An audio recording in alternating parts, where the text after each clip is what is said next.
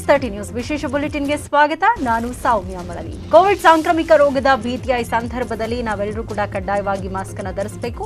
But ಸದ್ಯ ನಾನು ಸ್ಟುಡಿಯೋದಲ್ಲಿ ಇರೋದ್ರಿಂದ ನನ್ನ ಸುತ್ತಮುತ್ತ ಯಾರು ಇಲ್ಲದಲೇ ಇರೋದ್ರಿಂದ ನಾನು ನನ್ನ ಮಾಸ್ಕ್ ಅನ್ನು ತೆಗಿತಾ ಇದ್ದೀನಿ. ಇನ್ನು ಮೂರನೇ ಅಲೆ ಬರುತ್ತೆ ಅನ್ನುವಂತಹ ಆತಂಕ ಕೂಡ ಹೆಚ್ಚಾಗಿದೆ. ಕೇರಳದಲ್ಲಿ ಕೋವಿಡ್ ಪಾಸಿಟಿವ್ ಸಂಖ್ಯೆ ದಿನದಿಂದ ದಿನಕ್ಕೆ 1000 ಗಟ್ಟಲೆ ಏರ್ತಾ ಇದೆ. ಇಂತಹ ಸಂದರ್ಭದಲ್ಲಿ ನಾವು ಸ್ವಲ್ಪವೂ ಮೈ ಮರಿಬಾರದು. ಅಂದ್ರೆ ಸರ್ಕಾರ ಮಾಡುವಂತಹ ಮಾರ್ಗಸೂಚಿಗಳನ್ನ ಕಟ್ಟುನಿಟ್ಟಾಗಿ ಪಾಲಿಸಬೇಕು. ಮನೆಯಿಂದ ಹೊರಗೆ ಹೋಗುವ ಸಂದರ್ಭದಲ್ಲಿ ಸರಿಯಾದಂತಹ ರೀತಿಯಲ್ಲಿ ಮಾಸ್ಕ್ ಅನ್ನು ಧರಿಸೋದು, ಸೋಷಿಯಲ್ ಡಿಸ್ಟೆನ್ಸ್ ಅನ್ನ ಮೇಂಟೈನ್ ಮಾಡೋದು, ಕೈಗಳನ್ನ ಆಗಾಗ ಹ್ಯಾಂಡ್ ಸ್ಯಾನಿಟೈಸರ್ ನಿಂದ ಸ್ವಚ್ಛಗೊಳಿಸಿಕೊಳ್ಳೋದು. ಇನ್ನು ಬಹಳ ಪ್ರಮುಖವಾಗಿ ಕೋವಿಡ್ ಲಸಿಕೆಯನ್ನ ತಗೊಂಡಿಲ್ಲ ಅಂತಂದ್ರೆ ಆದಷ್ಟು ಬೇಗ ಲಸಿಕೆಯನ್ನ ಪಡ್ಕೊಳ್ಳೋದು. ಈ ಎಲ್ಲ ನಿಮ್ಮ ಜವಾಬ್ದಾರಿಯನ್ನ ಮರಿಬೇಡಿ. ಪ್ರಮುಖ ವಿದ್ಯಮಾನಗಳ 30 ಸುದ್ದಿಯನ್ನ ಒಂದೊಂದಾಗಿ ನೋಡ್ತಾ ಹೋಗೋಣ. ಸಂಪುಟ ರಚನೆಗೆ ಬಹುತೇಕ ಮುಹೂರ್ತ ಫಿಕ್ಸ್ ಆದಂತೆ ಕಾಣ್ತಾ ಇದೆ. ಆಗಸ್ಟ್ 5ರಂದು ಬೊಮ್ಮಾಯಿ ಚೊಚ್ಚಲ ಸಂಪುಟ ರಚನೆಯಾಗಲಿದ್ದು 20 ಜನ ಸಚಿವರಾಗಿ ಪ್ರಮಾಣ ವಚನ ಸ್ವೀಕರಿಸಲಿದ್ದಾರೆ ಅಂತ ಹೇಳಲಾಗ್ತಾ ಇದೆ. ಪ್ರವಾಹ, ಕೊರೋನಾ ಪರಿಸ್ಥಿತಿ ನಿಭಾಯಿಸಲು ಸದ್ಯಕ್ಕೆ 20 ಜನರ ಟೀಮ್ ರೆಡಿ ಮಾಡಲು ಹೈಕಮಾಂಡ್ ಸೂಚನೆ ನೀಡಿದೆಯಂತೆ. ಹೀಗಾಗಿ ಆಗಸ್ಟ್ 5ರ ಗುರುವಾರ 20 ಶಾಸಕರು ಸಚಿವರಾಗಿ ಪ್ರಮಾಣ ವಚನ ಸ್ವೀಕರಿಸಲಿದ್ದಾರೆ ಅಂತ ಹೇಳಲಾಗ್ತಾ ಇದೆ. ಬೊಮ್ಮಾಯಿ ನೇತೃತ್ವದ ಸರ್ಕಾರದಲ್ಲೂ 3 ಡಿಸಿಎಂ ಸ್ಥಾನ ಸೃಷ್ಟಿ ಮಾಡುವುದು ಖಚಿತ ಆಗಿದೆ. ಒಕ್ಕಲಿಗ ಕೋಟಾದಲ್ಲಿ ಆರ್ ಅಶೋಕ್, ವಾಲ್ಮೀಕಿ ಕೋಟಾದಲ್ಲಿ ಶ್ರೀರಾಮುಲು, ದಲಿತ ಕೋಟಾದಲ್ಲಿ ಕಾರಜೋಳ ಅವರನ್ನ ಡಿಸಿಎಂ ಮಾಡುವ ಸಾಧ್ಯತೆ ಇದೆ. ಆಗಸ್ಟ್ 5ಕ್ಕೆ ಅವರು ಪ್ರಮಾಣ ವಚನ ಸ್ವೀಕಾರ ಮಾಡುವ ನಿರೀಕ್ಷೆ ಇದೆ. ಇನ್ನು ಮತ್ತೆ ಡಿಸಿಎಂ ಸ್ಥಾನ ಪಡೆಯಲು ಲಕ್ಷ್ಮಣ್ ಸವದಿ ಲಾಬಿ ಶುರು ಮಾಡದಂತಿದೆ. ಈಗಾಗಲೇ ದೆಹಲಿಯಲ್ಲಿರುವ ಸವದಿ ಆರ್ಎಸ್ಎಸ್ ನಾಯಕರನ್ನ ಭೇಟಿಯಾಗಿ ಡಿಸಿಎಂ ಸ್ಥಾನ ಮತ್ತೆ ಪಡೆಯಲು ಸರ್ಕಸ್ ಮಾಡಿದಂತಿದೆ. ನನಗನ್ನಿಸ್ತದೆ ಈಗ ಪ್ರಧಾನಮಂತ್ರಿ, ಗೃಹ ಸಚಿವರು, ರಕ್ಷಣಾ ಸಚಿವರ ಜೊತೆಗೆ ಬಹುತೇಕವಾಗಿ ಆ ರೀತಿ ಚರ್ಚೆ ಆಗಲಿಕ್ಕಿಲ್ಲ. ನಡ್ಡಾಜಿಯವರು ಭೇಟಿಯಾದಾಗ ಸ್ಥೂಲವಾಗಿ ಅವರು ಯಾವ ಮಾರ್ಗದರ್ಶನ ಕೊಡ್ತಾರೆ ಅನ್ನೋದನ್ನು ನಾನು ನೋಡ್ತಾ ಇದ್ದೇನೆ. ಅದಾದ ಮೇಲೆ ಮುಂದಿನ ಪ್ರಕ್ರಿಯೆ ಪ್ರಾರಂಭ. ಇಮಿಡಿಯೇಟ್ ಪ್ರಯಾರಿಟಿ ಯಾವುದಲ್ಲ? ಖಂಡಿತವಾಗಿಯೂ ಇಮಿಡಿಯೇಟ್ ಪ್ರಯಾರಿಟಿ ಇದೆ, ಆದಷ್ಟು ಬೇಗನೆ ಆಗ್ತದೆ. ಕೊನೆಯದಾಗಿ ಸಚಿವ ಆಕಾಂಕ್ಷಿಗಳ ಬಗ್ಗೆ ತುಂಬಾ ದೊಡ್ಡ ಪ್ರಮಾಣದಲ್ಲಿ ಏರಿಕೆ ಆಗ್ತಾನೆ ಇದೆ. ಅಂದರೆ ಮುಂದಿನ ದಿನಗಳಲ್ಲಿ ಸರಿಯಾದ ರೀತಿ ನಿಭಾಯಿಸಿಲ್ಲ ಅಂದ್ರೆ ಏನಾದರೂ ಹೊರತೆ ಕೊಡುವಂಥ ಸಾಧ್ಯತೆಗೆ ಏನಾದರೂ ಪ್ಲಾನ್ ಮಾಡ್ಕೊಂಡಿದ್ದೀರಾ ನೀವು? ನೋಡಿ, ನಮ್ಮದು ಒಂದು ರಾಷ್ಟ್ರೀಯ ಪಕ್ಷ. ಈ ಪಕ್ಷಕ್ಕೆ ಅಂತರ್ಗತವಾದಂಥ ಒಂದು ದೊಡ್ಡ ಶಕ್ತಿ ಇದೆ, ಭಾಳ ದೊಡ್ಡ ನಾಯಕತ್ವ ಇದೆ. ರಾಷ್ಟ್ರದಲ್ಲಿ ರಾಷ್ಟ್ರ ಆಳುವಂಥ ಪಕ್ಷ, ಸಹಜವಾಗಿ ಆಕಾಂಕ್ಷಿಗಳು ಇರ್ತಾರೆ. ಇವೆಲ್ಲವನ್ನೂ ನಿಭಾಯಿಸುವಂಥ ಶಕ್ತಿ ನಮ್ಮ ಪಕ್ಷಕ್ಕಿದೆ. ಸಂಪುಟ ರಚನೆಗೆ ಬಹುತೇಕ ಡೇಟ್ ಫಿಕ್ಸ್ ಆಗ್ತಿದ್ದಂತೆ ಸಚಿವಾಕಾಂಕ್ಷಿಗಳು ದೆಹಲಿ ದಂಡಯಾತ್ರೆ ಶುರು ಮಾಡಿದ್ದಾರೆ. ಮಂತ್ರಿಗಿರಿಗಾಗಿ ಮೇಲಿಂದ ಮೇಲೆ ಲಾಭಿ ನಡೆಸ್ತಾ ಇದ್ದು ಉಮೇಶ್ ಕತ್ತಿಯಾರ್, ಅಶೋಕ್, ಸಿಪಿ ಯೋಗೇಶ್ವರ್, ಅರವಿಂದ್ ಬೆಲ್ಲದ್, ಲಕ್ಷ್ಮಣ್ ಸವದಿ, ಶಶಿಕಲಾ ಜೊಲ್ಲೆ, ತೇಜಸ್ವಿನಿ ದೆಹಲಿಗೆ ಹಾರಿದ್ದಾರೆ. ವರಿಷ್ಠರ ಭೇಟಿಗೆ ಇನ್ನಿಲ್ಲದ ಕಸರತ್ತನ್ನ ನಡೆಸ್ತಾ ಇದ್ದು ಹೈಕಮಾಂಡ್ ಮೂಲಕವೇ ಮಂತ್ರಿ ಪಟ್ಟ ಗಿಟ್ಟಿಸಿಕೊಳ್ಳೋದಕ್ಕೆ ಪ್ಲಾನ್ ಮಾಡ್ತಾ ಇದ್ದಾರೆ. ಈ ಬಾರಿ ಸಂಪುಟದಲ್ಲಿ ಕಳಂಕಿತ ಶಾಸಕರಿಗೆ ಸ್ಥಾನ ಸಿಗೋದು ಡೌಟ್ ಅಂತಾನೆ ಹೇಳಲಾಗ್ತಾ ಇದೆ. ಯಾಕಂದ್ರೆ ಕ್ಯಾಬಿನೆಟ್ನಲ್ಲಿ ಶುದ್ಧ ಚಾರಿತ್ರ್ಯ ಇದ್ದವರಿಗೆ ಮಾತ್ರ ಅವಕಾಶ ಕೊಡಿ, ಕಳಂಕಿತ ಶಾಸಕರನ್ನ ದೂರವಿಡಿ ಅಂತ ಬಿಜೆಪಿಗೆ ಆರ್ಎಸ್ಎಸ್ ನಾಯಕರು ಸಲಹೆಯನ್ನ ನೀಡಿದ್ದಾರಂತೆ. ಹೊರಗಿನಿಂದ ಬಂದವರು ಆಗಿರಬಹುದು ಅಥವಾ ಪಕ್ಷದೊಳಗೆ ಇದ್ದವರಾಗಿರಲಿ, ಪಕ್ಷಕ್ಕೆ ಕೆಟ್ಟ ಹೆಸರು ತಂದವರನ್ನ ದೂರವಿಡಿ, ಅಲ್ಲದೆ ಮಾನಹಾನಿ ಸುದ್ದಿಗೆ ಸ್ಟೇ ತಂದವರನ್ನ ದೂರವಿಡಿ ಅಂತ ಸೂಚನೆ ನೀಡಿದ್ದಾರಂತೆ. ಇನ್ನು ಸಂಪುಟ ರಚನೆ ವೇಳೆ 2 ಪ್ರಬಲ ಖಾತೆಗಳನ್ನ ತಮ್ಮ ಬಳಿಯೇ ಇಟ್ಕೊಳ್ಳಲು ಸಿಎಂ ಬೊಮ್ಮಾಯಿ ಪ್ಲಾನ್ ಮಾಡಿದ್ದಾರೆ ಅಂತ ಹೇಳಲಾಗ್ತಾ ಇದೆ. ಹಣಕಾಸು ಹಾಗೂ ಗೃಹ ಖಾತೆ ಇಟ್ಕೊಳ್ಳಲು ನಿರ್ಧಾರ ಮಾಡಿದ್ರು. ಆದ್ರೆ ಸಿಎಂ ಬೊಮ್ಮಾಯಿ ಆಸೆಗೆ ಹೈಕಮಾಂಡ್ ತಣ್ಣೀರ್ ಎರಚಿದೆ ಅಂತ ಹೇಳಲಾಗ್ತಾ ಇದೆ. ಕೇವಲ ಹಣಕಾಸು ಖಾತೆಯನ್ನ ನಿಮ್ಮ ಬಳಿಗೆ ಇಟ್ಕೊಳ್ಳಿ, ಉಳಿದ ಗೃಹ ಖಾತೆಯನ್ನ ಬೇರೆಯವರಿಗೆ ನೀಡುವಂತೆ ಸೂಚನೆ ನೀಡಿದೆಯಂತೆ.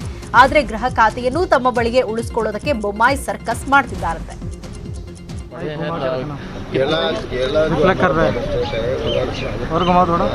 कोविड स्पर हो गया है, इसलिए हमने पूरा बॉर्डर जो हमारा 4-5 डिस्ट्रिक्ट है उससे अभी. ಇನ್ನು ಬೊಮ್ಮಾಯಿ ಸಂಪುಟ ಸೇರಲು ಕಮಲ ನಾಯಕರ ದಂಡೇ ಸರ್ಕಸ್ ಮಾಡ್ತಾ ಇದೆ. ಬೆಳಗಾವಿ ಜಿಲ್ಲೆಯ ಹಲವು ಶಾಸಕರು ಮೇಲಿಂದ ಮೇಲೆ ಒತ್ತಡ ಹೇರ್ತಾ ಇದ್ದು ಬೆಂಗಳೂರು, ದೆಹಲಿ ಮಟ್ಟದಲ್ಲಿ ಲಾಭಿ ಶುರು ಮಾಡಿದ್ದಾರೆ. ಸರ್ಕಾರ ರಚನೆಗೆ ಕಾರಣವಾಗಿದ್ದ ರಮೇಶ್ ಜಾರಕಿಹೊಳಿ ಬದಲಿಗೆ ಬಾಲಚಂದ್ರಗೆ ಸಚಿವ ಸ್ಥಾನ ನೀಡಲು ಬೇಡಿಕೆ ಇಟ್ಟಿದ್ದಾರೆ. ಹಾಗೆಯೇ ಹಿರಿಯ ಶಾಸಕ ಉಮೇಶ್ ಕತ್ತಿ, ಮಹಿಳಾ ಕೋಟಾದಡಿ ಶಶಿಕಲಾ ಜೊಲ್ಲೆ, ಶಾಸಕ ದುರ್ಯೋಧನ ಐಹೊಳೆ, ಕುಡಚಿ ಶಾಸಕ ಪಿ ರಾಜೀವ್, ಆಪರೇಷನ್ ಕಮಲದ ಶ್ರೀಮಂತ್ ಪಾಟೀಲ್, ಮಹೇಶ್ ಕುಮಟಳ್ಳಿ ಹಾಗೂ ಮಾಜಿ ಡಿಸಿಎಂ ಲಕ್ಷ್ಮಣ್ ಸವದಿ ಮಂತ್ರಿಗಿರಿಗೆ ಲಾಭಿ ನಡೆಸುತ್ತಿದ್ದಾರಂತೆ. ನನ್ನನ್ನ ಸಿಎಂ ಮಾಡಲಿಲ್ಲ, ಡಿಸಿಎಂ ಆದ್ರೂ ಮಾಡ್ಲಿ, ಇದು ನನ್ನ ಬೆಂಬಲಿಗರು ಕೆಲ ಸ್ವಾಮೀಜಿಗಳ ಒತ್ತಾಯ ಅಂತ ಮಾಜಿ ಸಚಿವ ಈಶ್ವರಪ್ಪ ಹೇಳಿದ್ದಾರೆ. ಮೈಸೂರಿನಲ್ಲಿ ಮಾತನಾಡಿದ ಅವರು, ಪಕ್ಷಕ್ಕಾಗಿ ಹಲವು ವರ್ಷದಿಂದ ದುಡಿದಿದ್ದೇನೆ, ಸಿಎಂ ಮಾಡುವ ನಿರೀಕ್ಷೆ ಇತ್ತು, ಈಗ ಡಿಸಿಎಂ ಸ್ಥಾನ ಆದ್ರೂ ಸಿಗಬಹುದು ಅಂತ ಸ್ವಾಮೀಜಿಗಳು ಬೆಂಬಲಿಗರ ಅಭಿಪ್ರಾಯ ವ್ಯಕ್ತಪಡಿಸಿದ್ದಾರೆ ಅಂತ ಈಶ್ವರಪ್ಪ ಹೇಳಿದ್ದಾರೆ. ಸಿಎಂ ಸ್ಥಾನದ ಮೇಲೆ ಕಣ್ಣಿಟ್ಟಿದ್ದ ಬಸನಗೌಡ ಪಾಟೀಲ್ ಯತ್ನಾಳ್ ಸಂಪುಟ ರಚನೆ ವೇಳೆ ವಿಜಯಪುರ ಜಿಲ್ಲೆಯನ್ನ ಕಡೆಗಣಿಸಿದ್ರೆ ಗಂಭೀರ ಪರಿಣಾಮ ಎದುರಿಸಬೇಕಾಗುತ್ತೆ ಅಂತ ಎಚ್ಚರಿಕೆಯನ್ನ ಕೊಟ್ಟಿದ್ದಾರೆ. ನನ್ಗಿಂತ ಸೀನಿಯರ್ ಪಕ್ಷದಲ್ಲಿ ಯಾರಿದ್ದಾರೆ, ವಿಜಯಪುರ ಜಿಲ್ಲೆಗೆ ಮಂತ್ರಿ ಸ್ಥಾನ ಬೇಕೇ ಬೇಕು ಅಂತ ಆಗ್ರಹಿಸಿದ್ದಾರೆ. ಮೋದಿ ಸಂಪುಟದಲ್ಲಿ ಸಿಕ್ಕಂತೆ ರಾಜ್ಯದ ಸಿಎಂ ಬೊಮ್ಮಾಯಿ ಕ್ಯಾಬಿನೆಟ್ನಲ್ಲಿ ಸಾಮಾಜಿಕ ನ್ಯಾಯದ ಆಧಾರದ ಮೇಲೆ ಎಲ್ಲಾ ಸಮುದಾಯದವರಿಗೂ ಅವಕಾಶ ಸಿಗುತ್ತಾ ಅನ್ನೋ ಪ್ರಶ್ನೆ ಎದ್ದಿದೆ. ಕರ್ನಾಟಕಕ್ಕೆ ಕೇಂದ್ರ ಸಂಪುಟವೇ ಮಾದರಿಯಾಗಲಿದ್ದು ಎಲೆಕ್ಷನ್ ಕ್ಯಾಬಿನೆಟ್ ಆಗತ್ತಾ ಬೊಮ್ಮಾಯಿ ಸಂಪುಟ ಅನ್ನೋ ಚರ್ಚೆ ಶುರುವಾಗಿದೆ. ಮೋದಿ ಸಂಪುಟದಂತೆ ಇಲ್ಲೂ ಎಲ್ಲಾ ಸಮುದಾಯಕ್ಕೆ ಆದ್ಯತೆ ನೀಡೋದು, Lingayat, Vokkaliga, OBC, SC, ST, Kuruba, Brahmin, ಜೈನ ಸಮುದಾಯದ ನಾಯಕರಿಗೆ ಮನ್ನಣೆ ನೀಡ್ತಾರಾ? 2023ರ ಚುನಾವಣೆಯನ್ನ ಗುರಿಯಲ್ಲಿಟ್ಕೊಂಡು ಸಚಿವ ಸಂಪುಟ ರಚನೆ ಆಗುತ್ತಾ ಅನ್ನೋ ಚರ್ಚೆ ಎದ್ದಿದೆ. ಮಾಜಿ ಸಚಿವ ಈಶ್ವರಪ್ಪ ಸ್ಥಿತಿಗೆ ಕರ್ನಾಟಕ ಕಾಂಗ್ರೆಸ್ ವಿಷಾದ ವ್ಯಕ್ತಪಡಿಸಿದೆ. ಬಿಎಸ್ವೈ ನಂತರ ರಾಜ್ಯದಲ್ಲಿ ಹಿರಿಯರು ಅಂದ್ರೆ ಅದು ಈಶ್ವರಪ್ಪ. ಪಾಪ ಸಿಎಂ ಆಗುವ ಕನಸಿನಲ್ಲಿದ್ದ ಈಶ್ವರಪ್ಪಗೆ ಸಚಿವ ಸ್ಥಾನಕ್ಕೂ ಬೇಡ್ಕೊಳ್ಳುವ ಸ್ಥಿತಿ ಬಂದಿದೆ. ಈಶ್ವರಪ್ಪ ಸ್ಥಿತಿ ವಿಷಾದನೀಯ. ಕಟೀಲ್ ಅಣತಿಯಂತೆ ಈಶ್ವರಪ್ಪರಿಗೆ ಹಿನ್ನಡೆಯಾಗಿದೆ ಅಂತ ರಾಜ್ಯ ಕಾಂಗ್ರೆಸ್ ಟ್ವೀಟ್ ಮಾಡಿದೆ. ಸದ್ಯ ರಾಜ್ಯದಲ್ಲಿರೋದು ಏಕಾಂಗಿ ಸಂಪುಟ. ಸಿಎಂ ಬಿಟ್ರೆ ಸಂಪುಟದಲ್ಲಿ ಇನ್ಯಾರೂ ಇಲ್ಲ. ಒಂದ್ ಕಡೆ ಕೊರೋನಾ 3ನೇ ಅಲೆ ಆತಂಕ, ಇನ್ನೊಂದ್ ಕಡೆ ಪ್ರವಾಹದ ಹೊಡೆತಕ್ಕೆ ಕರುನಾಡು ತತ್ತರಿಸಿ ಹೋಗ್ತಾ ಇದೆ. ಆದ್ರೆ ಜನರ ಕಷ್ಟ ಕೇಳೋಕೆ ಸಚಿವರಿಲ್ಲ, ಶಾಸಕರು ಕಣ್ಣಿಗೆ ಕಾಣಿಸ್ತಾ ಇಲ್ಲ. ಇಂತಹ ಸಂಕಷ್ಟದಲ್ಲೂ ಸಂಪುಟ ರಚನೆಯನ್ನ ತ್ವರಿತವಾಗಿ ಮಾಡ್ತಾ ಇಲ್ಲ. ದೆಹಲಿಗೆ ಹೋಗಿರೋ ಸಿಎಂ ಬೊಮ್ಮಾಯಿ ಸಂಪುಟ ರಚನೆ ಬಗ್ಗೆ ಮೋದಿ, ಅಮಿತ್ ಶಾ ಜೊತೆ ಚರ್ಚಿಸೋದು ಅನುಮಾನ ಅಂತ ಹೇಳಲಾಗ್ತಾ ಇದೆ. ಇನ್ನು ಸಚಿವರ ಪಟ್ಟಿ ಫೈನಲ್ ಆಗಬೇಕು, ಆಮೇಲೆ ಪ್ರಮಾಣ ವಚನ, ಖಾತೆ, ಜಿಲ್ಲಾ ಉಸ್ತುವಾರಿ ಸಿಕ್ಕ ನಂತರ ಕೆಲಸವನ್ನ ಸಚಿವರು ಶುರು ಮಾಡೋದು. ಅಲ್ಲಿವರೆಗೂ ಜನ ಸಾಯ್ತಾ ಇದ್ರು, ಕೇಳೋರಿಲ್ಲ. ರಾಜ್ಯ ಪ್ರವಾಸಕ್ಕೆ ಮಾಜಿ ಸಿಎಂ ಯಡಿಯೂರಪ್ಪ ಸಜ್ಜಾಗಿದ್ದು ಜಿಲ್ಲೆ ಜಿಲ್ಲೆಗೂ ಸಂಚರಿಸಲಿದ್ದೇನೆ ಅಂತ ಘೋಷಣೆ ಮಾಡುತ್ತಿದ್ದಂತೆ ಕಟೀಲ್ಗೆ ಕಂಟಕ ಶುರುವಾಗಿದೆ. ಪಕ್ಷ ಸಂಘಟನೆ, ರಾಜ್ಯ ಪ್ರವಾಸ ರಾಜ್ಯಾಧ್ಯಕ್ಷರ ಕೆಲಸ. ಪಕ್ಷ ಸಂಘಟನೆ ಮಾಡೋದೇ ರಾಜ್ಯಾಧ್ಯಕ್ಷರ ಪ್ರಮುಖ ಆದ್ಯತೆ. ಆದ್ರೆ ಈ ಕೆಲಸವನ್ನ ಕಟೀಲ್ ಬದಲು ಬಿಎಸ್ವೈ ಮಾಡ್ತಿದ್ದಾರೆ. ಹೀಗಾಗಿ ಕಟೀಲ್ ಪಟ್ಟಕ್ಕೆ ಬಿಎಸ್ವೈ ಕಂಟಕವಾಗ್ತಾರಾ? ಕಟೀಲ್ ರಾಜ್ಯಾಧ್ಯಕ್ಷ ಸ್ಥಾನ ಬದಲಾಗುತ್ತಾ ಅನ್ನೋ ಮಾತುಗಳು ಕೇಳಿ ಬರ್ತಾ ಇದೆ. ಬಿಎಸ್ವೈ ಫೀಲ್ಡ್ಗಿಳಿದ್ರೆ ಕಾರ್ಯಕರ್ತರ ದಂಡೇ ಹರಿದು ಬರುತ್ತೆ. ಆದ್ರೆ ಕಟೀಲ್ ಕರಾವಳಿಗಷ್ಟೇ ಸೀಮಿತ ಅಂತಾನೂ ವಿಶ್ಲೇಷಿಸಲಾಗ್ತಾ ಇದೆ. ಹೀಗಾಗಿ ಕಟೀಲ್ಗೆ ಕೋಕ್ ಕೊಡ್ತಾರಾ ಅನ್ನೋ ಮಾತುಗಳು ದಟ್ಟವಾಗ್ತಾ ಇದೆ. ರಾಜ್ಯ ಸರ್ಕಾರದ ವಿರುದ್ಧ ಕಾಂಗ್ರೆಸ್ ಮೇಲಿಂದ ಮೇಲೆ ಲೇವಡಿ ಮಾಡ್ತಾ ಇದೆ. ಇದು ಡಬಲ್ ಇಂಜಿನ್ ಸರ್ಕಾರವಲ್ಲ, ಡಬಲ್ ಹೈಕಮಾಂಡ್ ಸರ್ಕಾರ ಅಂತ ಕಾಲೆಳೆದಿದೆ. ದೆಹಲಿಯಲ್ಲಿರುವುದು ಒಂದು ಹೈಕಮಾಂಡ್, ಧವಳಗಿರಿಯಲ್ಲಿರುವುದು ಮತ್ತೊಂದು ಹೈಕಮಾಂಡ್ ಅಂತ ಕರ್ನಾಟಕ ಕಾಂಗ್ರೆಸ್ ಟ್ವೀಟ್ ಮಾಡಿದೆ. ಈ ಹಿಂದೆ ಸಿಎಂ ಹೆಸರನ್ನ ಸೂಚಿಸೋದಿಲ್ಲ ಅಂತ ಯಡಿಯೂರಪ್ಪ ಅವರೇ ಹೇಳಿದ್ರು. ಆದ್ರೆ ಅವರೇ ದೆಹಲಿ ಹೈಕಮಾಂಡ್ ಅನ್ನೇ ಮಣಿಸಿದ್ದಾರೆ. ಮುಂದೆ ತಮಗೆ ಬೇಕಾದ ಸಂಪುಟವನ್ನು ರಚಿಸುತ್ತಾರೆ ಅಂತ ಟ್ವೀಟ್ ಮಾಡಿದೆ. ಮುಂದಿನ ಚುನಾವಣೆಯಲ್ಲಿ ಅಂಬರೀಶ್ ಪುತ್ರ ಅಭಿಷೇಕ್ ಕಣಕ್ಕಿಳಿತಾರೆ ಅನ್ನೋ ಮಾತುಗಳು ಕೇಳಿ ಬರ್ತಿವೆ. ಇದಕ್ಕೆ ಪುಷ್ಟಿ ನೀಡುವಂತೆ ಅಭಿಷೇಕ್ ಸಹ ಹೇಳಿಕೆ ಕೊಟ್ಟಿದ್ದು, ಜನ ಬಯಸಿದ್ರೆ ನಾನು ಮದ್ದೂರಿನಿಂದ ಎಲೆಕ್ಷನ್ಗೆ ಸ್ಪರ್ಧೆ ಮಾಡಲು ಸಿದ್ಧ ಎಂದಿದ್ದಾರೆ. ಮುಂದೆ ಏನಾಗುತ್ತೆ ಅನ್ನೋದು ಯಾರಿಗ್ ಗೊತ್ತು, ಚುನಾವಣೆಯಲ್ಲಿ ನಿಲ್ಲೋದ್ರ ಬಗ್ಗೆ ನೋಡೋಣ ಅಂತ ಹೇಳಿದ್ದಾರೆ. ಸೊರಬ ಮಾಜಿ ಶಾಸಕ ಮಧು ಬಂಗಾರಪ್ಪ ಕಾಂಗ್ರೆಸ್ಗೆ ಅಧಿಕೃತವಾಗಿ ಸೇರ್ಪಡೆಯಾಗಿದ್ದಾರೆ. ಹುಬ್ಬಳ್ಳಿಯಲ್ಲಿ ನಡೆದ ಸಮಾವೇಶದಲ್ಲಿ ಕಾಂಗ್ರೆಸ್ ಉಸ್ತುವಾರಿ ಸುರ್ಜೇವಾಲಾ ನೇತೃತ್ವದಲ್ಲಿ ಮಧು ಬಂಗಾರಪ್ಪ ಕಾಂಗ್ರೆಸ್ಗೆ ಸೇರ್ಪಡೆಯಾಗಿದ್ದಾರೆ. ಈ ವೇಳೆ ಹಲವು ಜೆಡಿಎಸ್ ಮುಖಂಡರು ಸಹ ಕಾಂಗ್ರೆಸ್ಗೆ ಲಗ್ಗೆ ಇಟ್ಟಿದ್ದಾರೆ. ಈ ವೇಳೆ ಮಾತನಾಡಿದ ಸಿದ್ದರಾಮಯ್ಯ, ಶಿವಮೊಗ್ಗ ಜಿಲ್ಲೆಯವರೇ ಆದ ಯಡಿಯೂರಪ್ಪನವರ ರಾಜಕೀಯ ಯುಗಾಂತ್ಯವಾಗಿದೆ. ಅಲ್ಲದೆ ಜಿಲ್ಲೆಯವರಾದ ಮಧು ಬಂಗಾರಪ್ಪ ಅವರ ಉಜ್ವಲ ಭವಿಷ್ಯಕ್ಕಾಗಿ ಕಾಂಗ್ರೆಸ್ಗೆ ಸೇರ್ಪಡೆ ಆಗಿದ್ದಾರೆ ಅಂತ ಹೇಳಿದ್ದಾರೆ. ಇನ್ನು ಮಧು ಬಂಗಾರಪ್ಪ ಕಾಂಗ್ರೆಸ್ ಸೇರ್ಪಡೆಗೆ ಸಹೋದರ ಕುಮಾರ್ ಬಂಗಾರಪ್ಪ ಕಿಡಿಕಾರಿದ್ದಾರೆ. ಇಷ್ಟು ದಿನಗಳ ಕಾಲ ಕಾಂಗ್ರೆಸ್ ವಿರುದ್ಧವೇ ಮಧು ಬಂಗಾರಪ್ಪ ಮಾತಾಡ್ತಾ ಇದ್ರು. ಆದ್ರೆ ಈಗ ಅದೇ ಪಕ್ಷಕ್ಕೆ ಹೋಗಿ ಆಶ್ರಯ ಪಡಿತಾ ಇದ್ದಾನೆ. ಕಾಂಗ್ರೆಸ್ನಲ್ಲಿ ಏನಿದೆ ಏನಿಲ್ಲ ಅನ್ನೋದನ್ನ ನಾನು ನೋಡಿ ಬಂದಿದ್ದೇನೆ. ಇಡೀ ದೇಶದಲ್ಲಿ ಅದೊಂದು ಮುಳುಗಿರುವ ಹಡಗು. ಮಧು ಬಂಗಾರಪ್ಪ ಕಾಂಗ್ರೆಸ್ ಸೇರಿದ್ರು ಅಷ್ಟೇ, ಸೇರಿಲ್ಲ ಅಂದ್ರೂ ಅಷ್ಟೇ, ದೊಡ್ಡ ಪರಿಣಾಮ ಬೀರಲ್ಲ ಅಂತ ಟಾಂಗ್ ಕೊಟ್ಟಿದ್ದಾರೆ. ಚಾಮರಾಜನಗರದ ಗುಂಡುಪೇಟೆಗೆ ಭೇಟಿ ನೀಡಿದ ಮಾಜಿ ಸಿಎಂ ಯಡಿಯೂರಪ್ಪ ಆತ್ಮಹತ್ಯೆಗೆ ಶರಣಾದ ಅಭಿಮಾನಿ ಕುಟುಂಬಕ್ಕೆ ಸಾಂತ್ವನ ಹೇಳಿದ್ದಾರೆ. ಮಗ ವಿಜಯೇಂದ್ರ ಜೊತೆ ಆಗಮಿಸಿದ ಬಿಎಸ್ವೈ ರವಿ ಕುಟುಂಬಕ್ಕೆ 5 ಲಕ್ಷ ಪರಿಹಾರ ಹಣ ನೀಡಿದ್ದಾರೆ. ಅಲ್ಲದೆ ಮನೆ ಕಟ್ಟಲು ಸಹಾಯ ಮಾಡುವುದಾಗಿ ಬಿಎಸ್ವೈ ಅಭಯ ನೀಡಿದ್ದಾರೆ. ಕ್ಯಾಂಪ್ಸ್ ಪ್ರಧಾನ ಕಾರ್ಯದರ್ಶಿ ಶಶಿಕುಮಾರ್ ಮೇಲೆ ಬೆಂಗಳೂರಿನ ಮುತ್ಯಾಲನಗರದ ಮನೆ ಮುಂದೆಯೇ ಮಾರಣಾಂತಿಕ ಹಲ್ಲೆ ನಡೆದಿದೆ. ರಾತ್ರಿ ಕಾರ್ನಿಂದ ಇಳಿಯುವಾಗ ಏಕಾಏಕಿ 4 ದುಷ್ಕರ್ಮಿಗಳು ಲಾಂಗ್ನಿಂದ ಹಲ್ಲೆ ಮಾಡಿದ್ದಾರೆ. ಈ ವೇಳೆ ಶಶಿಕುಮಾರ್ ತಮ್ಮ ಕಾರ್ನಲ್ಲಿದ್ದ ಲೈಸೆನ್ಸ್ಡ್ ರಿವಾಲ್ವರ್ ಹೊರ ತೆಗೆದಿದ್ದರಿಂದ ದುಷ್ಕರ್ಮಿಗಳು ಪರಾರಿಯಾಗಿದ್ದಾರೆ. ಪೊಲೀಸರಿಗೆ ಆರ್ಟಿಐ ಕಾರ್ಯಕರ್ತರೊಬ್ಬರ ಮೇಲೆ ಅನುಮಾನ ಇದ್ದು ಶಶಿಕುಮಾರ್ ಮೇಲಿನ ದಾಳಿ ದೃಶ್ಯ ಸಿಸಿಟಿವಿಯಲ್ಲಿ ಸೆರೆಯಾಗಿದೆ. ಆರೋಪಿಗಳ ಪತ್ತೆಗೆ 3 ತಂಡ ರಚನೆ ಮಾಡಲಾಗಿದೆ. ರಾಜ್ಯದಲ್ಲಿ ಹೆಮ್ಮಾರಿ ಕೊರೋನಾ ಯೂಟರ್ನ್ ಆಗಿದೆಯಾ ಅನ್ನೋ ಆತಂಕ ಶುರುವಾಗಿದೆ. ಯಾಕಂದ್ರೆ ದಿನೇ ದಿನೇ ಕೊರೋನಾ ಪ್ರಕರಣಗಳು ಏರಿಕೆ ಆಗ್ತಾ ಇದೆ. ಇದು ಕೊರೋನಾ 3ನೇ ಅಲೆ ಆರಂಭದ ಮುನ್ಸೂಚನೆಯ ಅನ್ನೋ ಭಯಕ್ಕೆ ಕಾರಣ ಆಗಿದೆ. ಸತತ 5 ದಿನಗಳಿಂದ ಕೊರೋನಾ ಕೇಸ್ ಏರಿಕೆ ಆಗ್ತಾ ಇದ್ದು ನಿನ್ನೆ ಒಂದೇ ದಿನ 2000 ಗಡಿ ದಾಟಿದೆ. ಕೇರಳವೇ ಕರ್ನಾಟಕಕ್ಕೆ ಕಂಟಕವಾಗಿ ಕಾಡ್ತಾ ಇದ್ದು ಗಡಿ ಜಿಲ್ಲೆಗಳಲ್ಲಿ ಕೊರೋನಾ ಪ್ರಕರಣ ಹೆಚ್ಚಳ ಆಗ್ತಾ ಇದೆ. ಅದರಲ್ಲೂ ದಕ್ಷಿಣ ಕನ್ನಡ ಜಿಲ್ಲೆ ರೆಡ್ ಝೋನ್ನಲ್ಲಿದ್ದು ಬೆಂಗಳೂರಲ್ಲೂ ಸಹ ಕೇಸ್ಗಳ ಸಂಖ್ಯೆ ಹೆಚ್ಚಳವಾಗಿದೆ. ಇನ್ನು ಕೊರೋನಾ ಹೆಚ್ಚಳದ ಬಗ್ಗೆ ದೆಹಲಿಯಲ್ಲಿ ಮಾತನಾಡಿದ ಸಿಎಂ ಬಸವರಾಜ ಬೊಮ್ಮಾಯಿ, ಕೇರಳ ಗಡಿ ಜಿಲ್ಲೆಯಲ್ಲಿ ಹೈ ಅಲರ್ಟ್ ಮಾಡಲಾಗಿದೆ. ಜಿಲ್ಲಾಧಿಕಾರಿಗಳಿಗೆ ಈಗಾಗಲೇ ಸೂಚನೆ ನೀಡಿದ್ದು ಎಲ್ಲ ಜವಾಬ್ದಾರಿಯನ್ನ ಡಿಸಿಎಸ್ಪಿಗಳಿಗೆ ಕೊಟ್ಟಿದ್ದೇನೆ. ಗಡಿ ಜಿಲ್ಲೆಗಳಿಂದ ಬಸ್ ರೈಲುಗಳಲ್ಲಿ ಬರುವವರಿಗೆ ಕೊರೋನಾ ಪರೀಕ್ಷೆ ಕಡ್ಡಾಯ ಮಾಡಲಾಗಿದೆ ಅಂತ ಹೇಳಿದ್ದಾರೆ. ಇನ್ನುಳಿದ 10 ಪ್ರಮುಖ ಸುದ್ದಿ ನೋಡೋಣ ಚಿಕ್ಕ ಬ್ರೇಕ್ ಆದ್ಮೇಲೆ.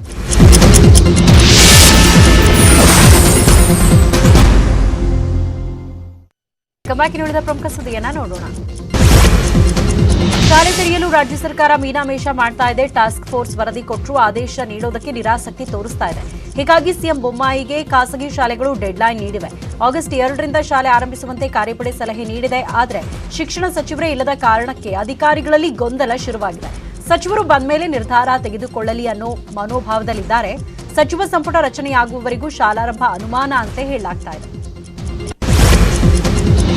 ಬೆಂಗಳೂರಿನ ಜೆಸಿ ನಗರ ಪೊಲೀಸರ ನಿರ್ಲಕ್ಷ್ಯದಿಂದ ಎಸ್ಕೇಪ್ ಆಗಿದ್ದ ಗಾಂಜಾ ಕಳ್ಳ ಮತ್ತೆ ಲಾಕ್ ಆಗಿದ್ದಾನೆ. ಎನ್ಡಿಪಿಎಸ್ ಕೇಸ್ನಲ್ಲಿ ಕಿರಣ್ ಬಂಧಿಸಿದ ಜೆಸಿ ನಗರ ಪೊಲೀಸರು ಮೆಡಿಕಲ್ ಚೆಕಪ್ಗೆ ಕರೆತಂದಿದ್ದಾರೆ. ಈ ವೇಳೆ ಕೈಕೋಳದ ಸಮೇತ ಎಸ್ಕೇಪ್ ಆಗಿದ್ದ ಕೂಡಲೇ ಈತನ ಭೇಟಿಗಿಳಿದ ಪೊಲೀಸರು ಸಂಬಂಧಿಕರ ಮನೆಯಲ್ಲಿದ್ದ ಕಿರಣ್ ತಪ್ಪಿಸಿಕೊಂಡ 2 ದಿನದಲ್ಲಿ ಬಂಧಿಸಿದ್ದಾರೆ.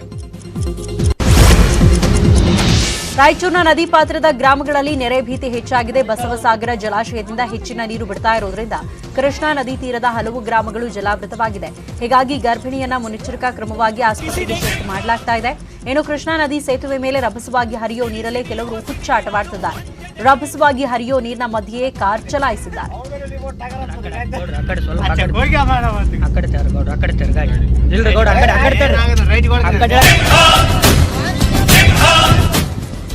ಹೆಜ್ಜೆಲಿ ಅಚ್ಚೊತ್ತಿದೆ ಕಟು ಸತ್ಯವು ಧರ್ಮ ಕಣ್ಬಿಟ್ಟರೆ ಎದುರ ಗೌಡ್ರ ಆ ಕಡೆ ಹೇಳಕ್ರಿ ಗೌಡ್ರ ಏನ್ ಮಾಡ್ತಾರೆ ನೀವು ಆ ಕಡೆ ಹೇಳಕ್ರಿ ಆರಾಮ ಹತ್ರ ಗೌಡ್ರ ನೀವು ತಲೆ ಕೆಡಿಸಬೇಡಿ ಧೈರ್ಯ ಬಿಡಬಾರ್ದು ಅಂತ ಹೇಳಕೈತಿ ಬರ್ಲಿ ಬಿಡ್ರಿ ಗೌಡ್ರ ಏನಾಗಲ್ರಿ ನೀವು ಯಾಕೆ ತಲೆ ಕೆಡಿಸಂತ್ರಿ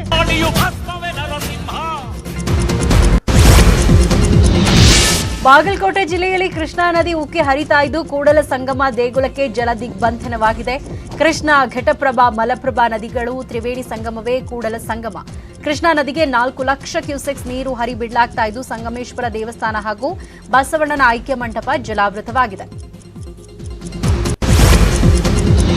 ಹಾಸನದಲ್ಲಿ ಕಳೆದ ರಾತ್ರಿ ಸುರಿದ ಧಾರಾಕಾರ ಮಳೆಯಿಂದಾಗಿ ಹೇಮಾವತಿ ಜಲಾಶಯ ಭರ್ತಿಗೆ ಕೇವಲ 2 ಅಡಿ ಬಾಕಿ ಇದೆ. ಜಲಾಶಯದ ನೀರಿನ ಸಂಗ್ರಹ ಸಾಮರ್ಥ್ಯ 37 ಟಿಎಂಸಿಯಷ್ಟಿದ್ದು ಸದ್ಯ 34.474 ಟಿಎಂಸಿ ನೀರಿದೆ.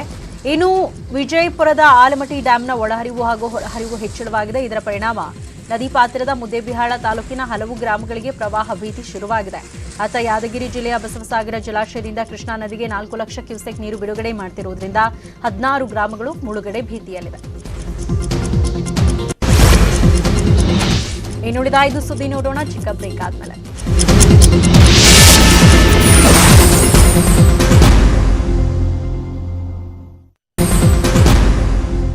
Welcome back. ಇನ್ನುಳಿದ 5 ಪ್ರಮುಖ ಸುದ್ದಿಯನ್ನ ನೋಡೋಣ.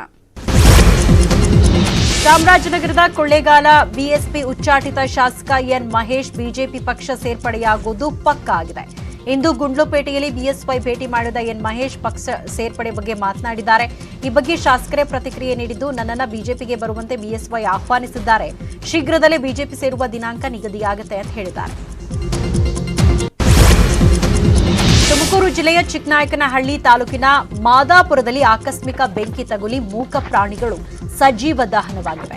ಕೊಟ್ಟಿಗೆಗೆ ಬೆಂಕಿ ತಗುಲಿದ್ರಿಂದ 2 ಎತ್ತು, 2 ಹಸು, 2 ಕರು, 1 ಬೈಕ್ ಸುಟ್ಟು ಕರಕಲಾಗಿದೆ. ನೋಡ್ತಿದ್ದಂತೆ ಎಲ್ಲೆಡೆ ಬೆಂಕಿ ಆವರಿಸಿದ್ರಿಂದ ಏನೂ ಮಾಡದ ಪರಿಸ್ಥಿತಿ ನಿರ್ಮಾಣವಾಗಿತ್ತು. ನಂತರ ಸ್ಥಳಕ್ಕೆ ಧಾವಿಸಿದ ಅಗ್ನಿಶಾಮಕ ಸಿಬ್ಬಂದಿ ಬೆಂಕಿಯನ್ನ ನಂದಿಸಿದ್ದಾರೆ. ಗದಗದ ಕಲ್ಲೂರು ಗ್ರಾಮದ ವೃದ್ಧೆ ಯಲ್ಲಮ್ಮ ಪಾಟೀಲ್ ಗೋಳಾಟಕ್ಕೆ ಕೊನೆಗೂ ಮುಕ್ತಿ ಸಿಕ್ಕಿದೆ. 20 ವರ್ಷದಿಂದ ಸೂರಿಲ್ಲದೆ ವೃದ್ಧೆ ಯಲ್ಲಮ್ಮ ಸಂಕಷ್ಟ ಅನುಭವಿಸ್ತಾ ಇದ್ರು. ಈ ಬಗ್ಗೆ ನ್ಯೂಸ್ 18 ಕನ್ನಡ ವರದಿ ಮಾಡ್ತಿದ್ದಂತೆ ಗ್ರಾಮದ ಯುವಕರೇ 1 ತಿಂಗಳಲ್ಲಿ ಮನೆ ನಿರ್ಮಾಣ ಮಾಡಿದ್ದಾರೆ. ಮಾನವೀಯತೆ ನೆರಳು ಅಂತ ಮನೆಗೆ ನಾಮಕರಣ ಮಾಡಿದ್ದು ಸೂರಿಲ್ಲದ ಅಜ್ಜಿಗೆ ಹೊಸ ಮನೆ ಕಟ್ಟಿಸಿದ್ದಾರೆ. ಎಲ್ಲ ಎಷ್ಟು ಅರ್ಜಿ ಕೊಟ್ರು ಕೇವಾಗ ಹಾಕ್ಕೊಳಲ್ರಿ.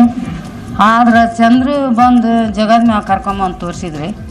ಅವ ಗೋರ್ಮೆಂಟ್ಲಿಂದ ಹಾಕ್ತಿದ್ರೆ ನಾ ಸ್ವಂತ ಕಟ್ಟಿಸ್ಕೊಡ್ತೀನಿ ಅಮ್ಮ ಅಂತೇಳಿ ಮಾತು ಕೊಟ್ರಿ. 1 ತಿಂಗಳದಾಗ ನನಗೆ ಮನೆ ನೆರಳು ಎಲ್ಲ ಲೈಟು ಎಲ್ಲ ಸೌಕರ್ಯ ಮಾಡಿಕೊಟ್ರಿ. ಅವ್ರಿಗೆ ನಾವು ಚೇಟಿನವ್ರು ಹಿಂಗೆ ಬಂದು ನಿಂತ್ರಿ. ಎಲ್ಲರೂ ಅದು ಚಂದ್ರನ ಜೊತೆಗಿದ್ದು ಭಾಳ ಮಕ್ಕಳು ಎಲ್ಲರೂ ಜಗ್ಗ ಅವಾಗ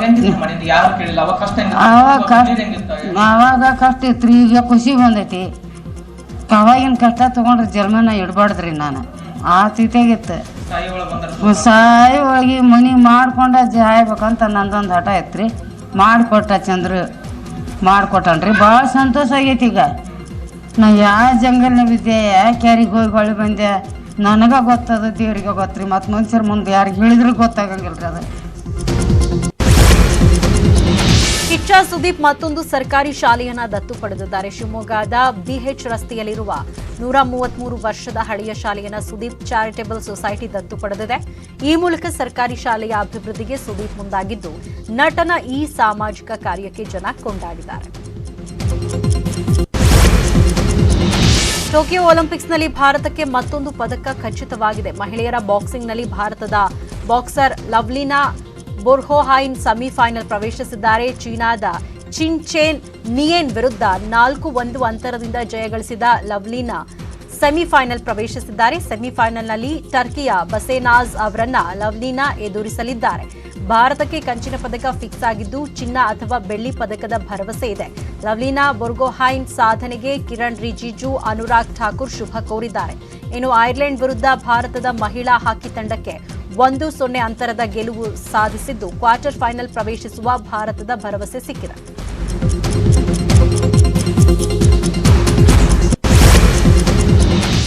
ಕೊರೋನಾ 3ನೇ ಅಲೆಯನ್ನ ತಡೆಯಲು ಇಡೀ ದೇಶ ಒಂದುಗೂಡಿದೆ. ಸೋಂಕು ಹರಡುವುದನ್ನು ತಡೆಗಟ್ಟಲು ವ್ಯಾಕ್ಸಿನೇಷನ್ ಜೊತೆಗೆ ಸಾಮಾಜಿಕ ಅಂತರ ಮತ್ತು ಮಾಸ್ಕ್ ಧರಿಸಲು ಸಹ ಒತ್ತು ನೀಡಲಾಗ್ತಾ ಇದೆ. ಇನ್ನು ಜನ ವ್ಯಾಕ್ಸಿನೇಷನ್ ಮಹತ್ವವನ್ನ ಅರ್ಥ ಮಾಡಿಕೊಳ್ಳಬೇಕಾಗಿದೆ. ಇದಕ್ಕಾಗಿ ಮಾಹಿತಿ ಮತ್ತು ಪ್ರಸಾರ ಸಚಿವಾಲಯವು ದೇಶಾದ್ಯಂತ ಜಾಗೃತಿ ಅಭಿಯಾನ ನಡೆಸ್ತಾ ಇದೆ.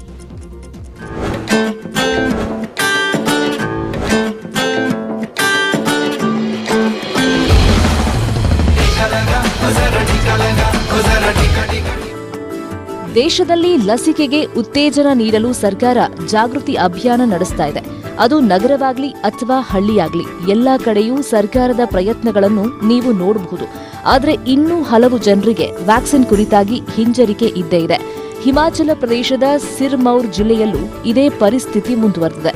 ಹೀಗಾಗಿ ಪ್ರಸಾರ ಸಚಿವಾಲಯವು ಸಿರ್ಮೌರ್ ಜಿಲ್ಲೆಯಲ್ಲಿ ಜಾಗೃತಿ ಅಭಿಯಾನ ನಡೆಸ್ತಾ ಇದೆ. ಇದರ ಉದ್ದೇಶ ಜನರಿಗೆ ಉಚಿತ ಕೊರೋನಾ ಲಸಿಕೆ ಬಗ್ಗೆ ಅರಿವು ಮೂಡಿಸುವುದು. ಇತ್ತೀಚೆಗಷ್ಟೇ ಜಿಲ್ಲಾಧಿಕಾರಿಗಳು ಲಸಿಕೆ ಜಾಗೃತಿ ವಾಹನಕ್ಕೆ ಚಾಲನೆ ನೀಡಿದರು.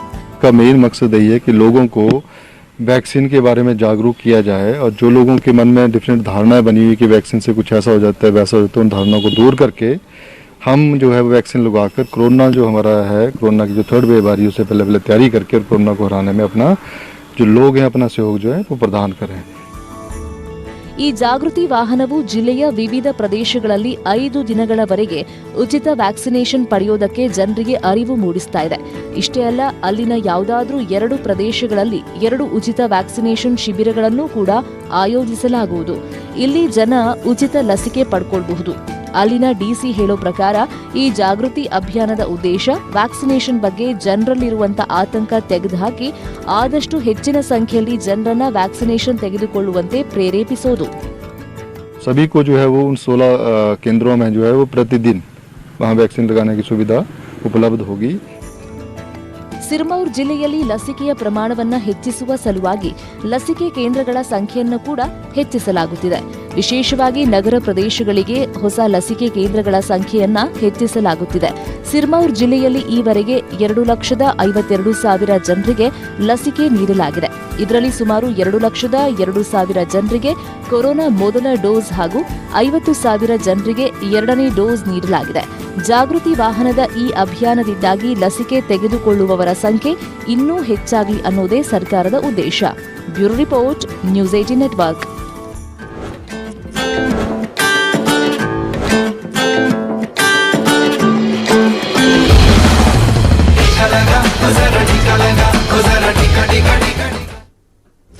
ನೆಟ್ವರ್ಕ್ 18 ಫೆಡರಲ್ ಬ್ಯಾಂಕ್ ಸಹಯೋಗದಲ್ಲಿ ಸಂಜೀವಿನಿ ಗಾಡಿ ಪೂರ್ತಿ ಭಾರತದ ಕೊರೋನಾ ಬಾಧಿತ ಜಿಲ್ಲೆಗಳಲ್ಲಿ ರೌಂಡ್ಸ್ ಮಾಡ್ತಾ ಇದೆ. ಕೋವಿಡ್ ಲಸಿಕೆ ಬಗ್ಗೆ ಜನರಲ್ಲಿ ಜಾಗೃತಿಯನ್ನ ಮೂಡಿಸ್ತಾ ಇದೆ. ಇವತ್ತು ನಮ್ಮ ಸಂಜೀವಿನಿ ಗಾಡಿ ಎಲ್ಲೆಲ್ಲಿ ಸಂಚರಿಸಿದೆ, ಎಷ್ಟು ಜನರನ್ನ ರೀಚ್ ಆಗಿದೆ ಅನ್ನೋದನ್ನ ನೋಡೋದಾದ್ರೆ, ಇವತ್ತು ನಮ್ಮ ಸಂಜೀವಿನಿ ಗಾಡಿ ನಾಸಿಕ್ ಹಾಗೂ ಗುಂಟೂರು ಭಾಗದಲ್ಲಿ ಸಂಚಾರವನ್ನ ಮಾಡಿದ್ದು ಆ ಭಾಗದ ಜನರಲ್ಲಿ ಜಾಗೃತಿಯನ್ನ ಮೂಡಿಸಿದೆ.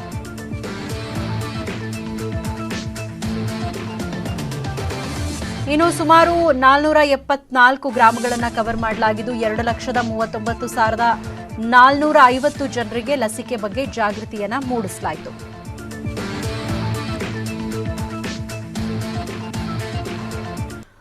ಒಂದ್ ಕಡೆ ಕೋವಿಡ್ಗೆ ಆದಷ್ಟು ಬೇಗ ಲಸಿಕೆಯನ್ನ ಪಡ್ಕೊಳ್ಬೇಕು ಅನ್ನೋದ್ರ ಬಗ್ಗೆ ದೇಶಾದ್ಯಂತ ಜಾಗೃತಿಯನ್ನ ಮೂಡಿಸ್ತಾ ಇದ್ರೆ, ಮತ್ತೊಂದ್ ಕಡೆ ಇದೀಗ ಆತಂಕದ ವಿಚಾರ ಅಂತಂದ್ರೆ ಮತ್ತೆ ಕೋವಿಡ್ ಪಾಸಿಟಿವ್ ಸಂಖ್ಯೆ ನಿಧಾನಗತಿಯಲ್ಲಿ ಜಾಸ್ತಿ ಆಗ್ತಾ ಇದೆ. ಕಳೆದ 3-4 ದಿನಗಳಿಗೆ ನಾವು ಕಂಪೇರ್ ಮಾಡೋದಾದ್ರೆ ಕರ್ನಾಟಕದಲ್ಲೂ ಕೂಡ ಕೋವಿಡ್ ಪಾಸಿಟಿವ್ ಸಂಖ್ಯೆ ಜಾಸ್ತಿ ಆಗ್ತಾ ಇದೆ. ಇನ್ನು ಕೇರಳದಲ್ಲಂತೂ ಮತ್ತೆ ಲಾಕ್ಡೌನ್ ಮಾಡುವಂತಹ ಒಂದು ಪರಿಸ್ಥಿತಿ ಬಂದು ನಿರ್ಮಾಣ ಆಗಿದೆ.